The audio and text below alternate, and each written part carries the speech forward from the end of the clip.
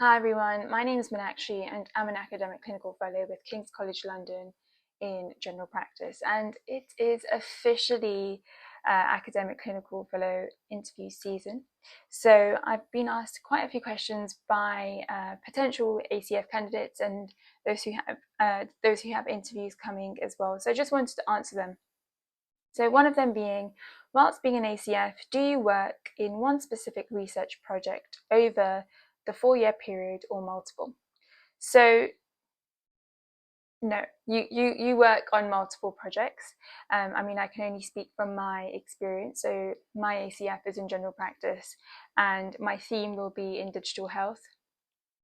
And although I know the kind of overall theme, which will be in AI, digital health, large language models, I've already had a discussion with my supervisor, and we've agreed that there will be multiple projects that they are interested in and that I am also interested in. So it's important to have those conversations before you even apply for the ACF to really understand whether the ACF then aligns with your kind of career prospects and what you really like.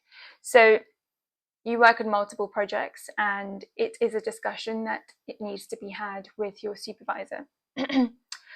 Second question is, are you expected to apply for research grants to fund your projects in the same way many academics are? So you will be trained and you'll be given the education around how to apply to grants and funding. For example, at King's College, we're enrolled onto a PG Cert in research methods, applied research methods, which means we're basically taught the fundamentals and above in research methods. So that includes coding, it includes statistics, it includes research grants, and a lot of the things that you probably need to refine by the end of the ACF. That's what you're being taught. So I would say, one, if you are looking to apply, just look at what university you'll be affiliated with and see if they are giving you that extra support. But you have supervisors there for a reason. I think you would probably be expected to help so that you learn how to apply to research grants, but I don't think you'd be given the sole responsibility of, hey, you need to apply to this and you need to get this funding. So I wouldn't worry about that.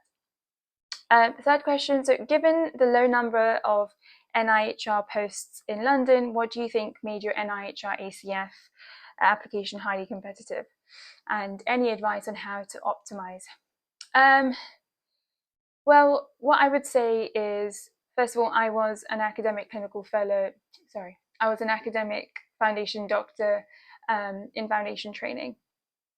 And I'm assuming that already gave me some points. But what I would recommend is going through the mark scheme before even applying. So that's exactly what I did. I found that you needed a master's. So you'd get extra points with a master's or a PhD. You'd get extra points with a teaching qualification, with leadership, with showing that you've organized teaching events. And so I would recommend 100% just going through the NIHR website and seeing what their mark scheme is and looking at the positive indicators. I'll share the link of the NIHR website with this video.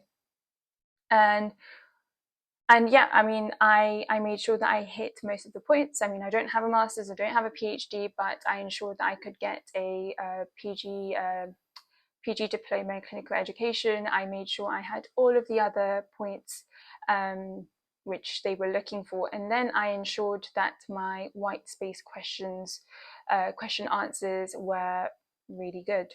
And the only way of me doing that was for me to be proactive. I knew that the ACF program was available, and so, as everyone says, the way to reach a goal is by putting steps towards it, and it's one step at a time. So that's what I would recommend. I'm very happy to go through exactly what my application had, but if you are wanting to apply for the ACF, start looking into it now. Even if you're an F1, start looking into it now, because bearing in mind the teaching qualifications can take some time to be completed.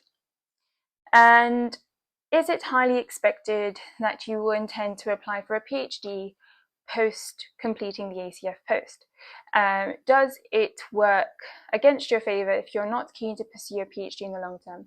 So let's answer the first question. So an ACF prepares you to submit a PhD application, full stop. It prepares you for that. And when I was looking for the right supervisor, this was the kind of question that was asked to me. Like, a lot of the times they would ask, what's your 5-year career plan, or are you looking to do a PhD? And personally, I am looking to do a PhD because I love research, and it just depends on what you're looking for. You are being trained to apply for a PhD, and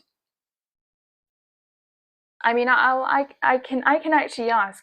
I'll ask the King's team whether, or what happens if you're not actually wanting to apply to a PhD. No one's going to be like, oh my gosh, like, how dare you not? But you know, if you've got this interest, then you're in the best place to cultivate it and apply for a PhD. If you are put off a PhD during the ACF, I don't think there's an issue. I think it's trial and error. We all know that an academic career is highly competitive, and you need to love what you're doing, because balancing a clinical and an academic career together is actually quite difficult if you're not passionate about it. So I don't think it works against your favor if you don't want to do a PhD at the end of it, but I would highly recommend looking into it and really leveraging the opportunity that you've been given. And last question, so it links quite nicely with what I was just speaking about now. So in your experience, what are the pros and cons of being an NIHR ACF that you did not consider or were not aware of before starting the post? I mean, I've been an NIHR ACF for, I guess, 3 months, 4 months now. I actually haven't found any negatives. And I even said this in my interview for my ACF last year. I don't think there are any disadvantages. There are challenges that you would then overcome, and you learn from the adversities. And the challenges being, you need to balance a clinical and an academic career, and you need to make sure that you're excelling at both and not falling behind. I can only talk about the pros right now. I mean, the pros. So if I just give you a brief background on myself, my ACF title, alongside actually doing the work, has opened up multiple pathways for me. And what this includes is, if you're looking at the non-clinical side of medicine, it's opened up opportunities in startups, in venture capital, in advising healthcare startups, and just a multitude of things. And I personally feel the more research I do, especially in my field of interest, which is digital health, that is only going to be exponential. So far, I've only come across great things. And I think the cons would probably be, you need to be super, super organized, and you need to be proactive, and you need to make sure that you're in touch with the right people, and you're reaching out to them, and you're making those networks and connections from a very early date. So for example, I'm an ST1 right now. My research project should only really start in ST3, but I know how long it takes for projects to get published, and I do want to do a PhD at the end of after finishing my ACF.